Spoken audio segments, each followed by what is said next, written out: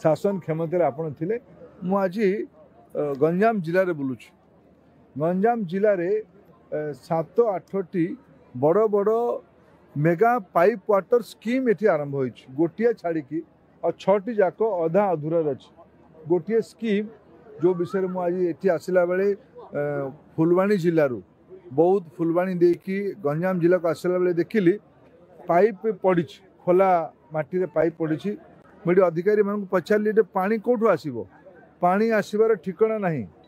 नल लगी जाइए जल नहीं किए भूल कथा कही एगुड़ा सब कौन लोक देखा भूल कथा थिला कि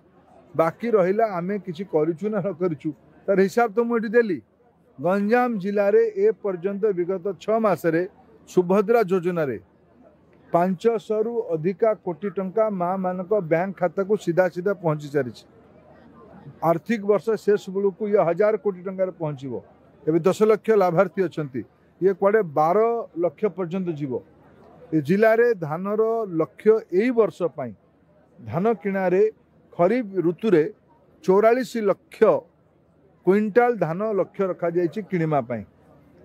राज्य सरकार को सहायता मु केंद्र सरकार को 2300 टंका को हिसाब कहूनी आगुरी भी तो होता तार इनक्रिमेंटाल बढ़ी किंतु राज्य सरकार 800 टंका पर क्विंटाल धान रे दायित्व नहीं इम्प्यूट सब्सिडी आकार रे ताकू जदि मु गंजाम जिला हिसाब करी ये पाखापाखि